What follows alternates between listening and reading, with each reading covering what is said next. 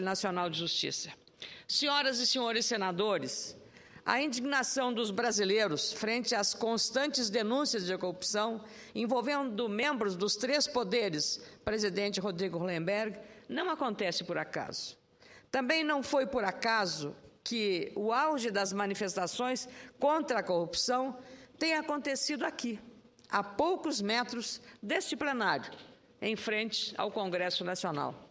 Nós, parlamentares, membros do Congresso Nacional, precisamos assumir a culpa da omissão histórica do Poder Legislativo no combate à corrupção, mesmo que muitos, como eu, estejam estreando na vida pública. Precisamos admitir que o Senado e a Câmara dos Deputados pouco têm feito pela moralização do setor público e da atividade política. Um dos poucos avanços legislativos no combate à corrupção, a Lei da Ficha Limpa, só foi aprovada pelo Legislativo após uma forte pressão popular. Mesmo depois de aprovada, a lei encontra dificuldades para produzir os seus efeitos. Primeiro, porque o sistema político contestou a sua validade para as eleições do ano passado. Agora, o Supremo Tribunal Federal irá julgar a sua constitucionalidade, que está sendo também questionada.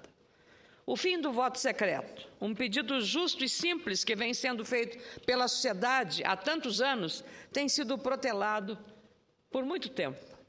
Há 5 anos, em agosto de 2006, pressionada pela população, que contestava a absolvição de 9 dos 12 deputados que tiveram recomendação de cassação, aprovada pela Comissão de Ética, por causa do seu envolvimento no caso do Mensalão, a Câmara Federal aprovou, por 386 votos a favor, nenhum voto contra e 2 abstenções, a emenda constitucional que terminava com as votações secretas do Congresso Nacional.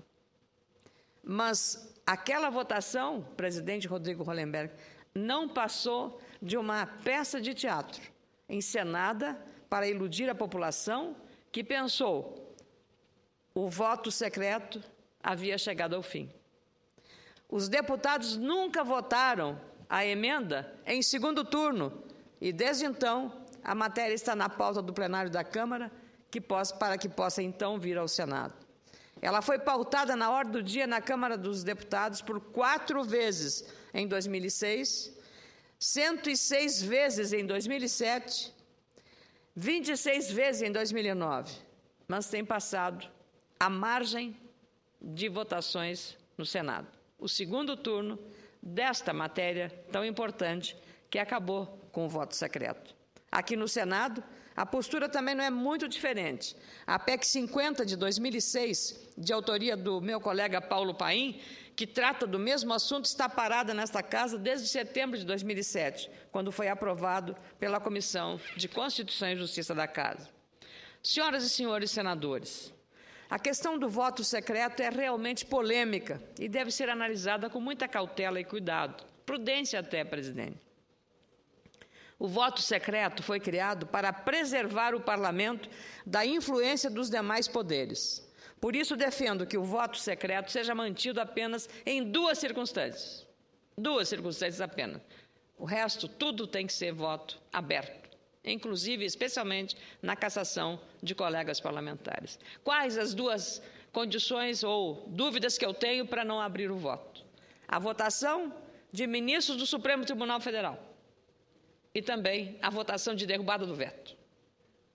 A primeira é autoexplicável, a segunda da mesma forma, mas é imaginável o que vai acontecer quando esta Casa ou a Câmara for votar uma derrubada de veto, a pressão que o governo, o Poder Executivo, fará sobre essa Casa quando não quiser que essa decisão seja pela derrubada de um veto presidencial.